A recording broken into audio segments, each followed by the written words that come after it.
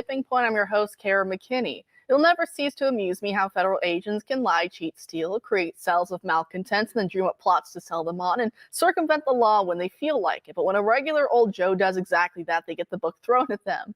Now, I'm not so dense and idealistic as to argue that subterfuge can never be necessary for a state to justly maintain its authority against destabilizing influences.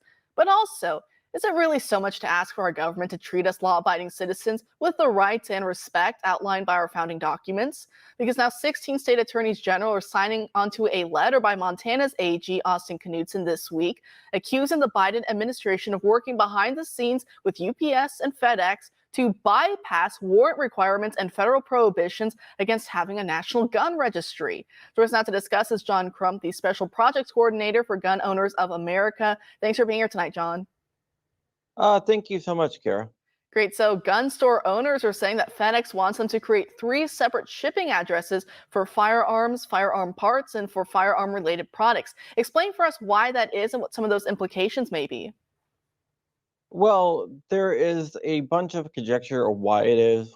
The reason why I think it is, and the reason why a lot of other people think it is so they can create a registry to share with the government and everything else about firearms. If you have to separate firearms out, then you know who is buying guns and where they're going to, which makes it easier to trace. By law, the federal government cannot have a registry, but we've seen them actually do that.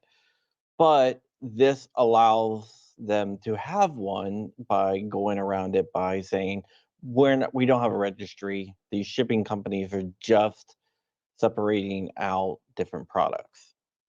And it also appears, at least according to this letter, that FedEx is collecting all this information, as you said, firearms, firearm parts, any related products, how much, where they're going, to whom they're being shipped to. But at the same time now, it seems law enforcement, different agencies will be able to ask FedEx for that information, even if there is no warrant. Do you think that's a way to perhaps bypass warrant requirements that some of these AGs are concerned about? Absolutely. It absolutely is. It violates the Fourth Amendment, for example. And I really do believe that these companies would hand over information without a warrant. During the whole frame thing, there was a company called Polymer 80, and the government went to stamps.com and authorize.net and asked them for their records, and they turned it over without a warrant.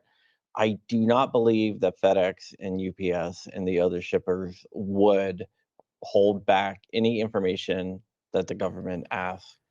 A lot of these companies do not ask for a warrant, and it's kind of sad because that removes one of our protections.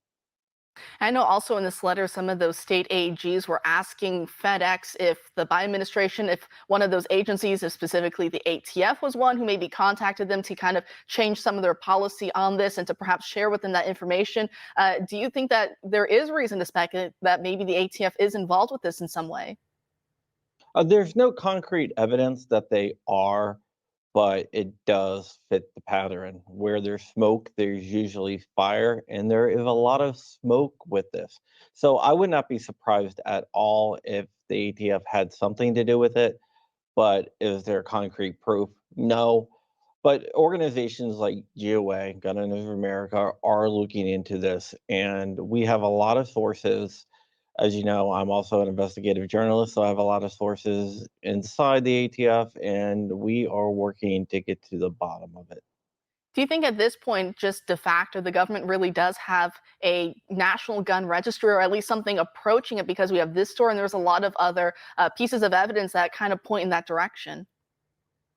They definitely do. They at the out of business office in Martinsburg, they have about 1 billion gun records, and most of them have been digitized.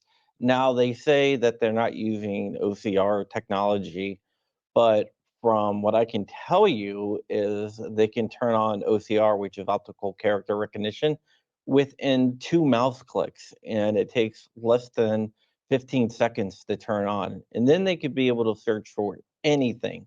Right now, they claim that they're only using the searches for, you know, tracing firearms found at gun crime scenes, but I honestly believe that it is a registry, and I believe that it is illegal, and GOA is also taking the position that it is illegal.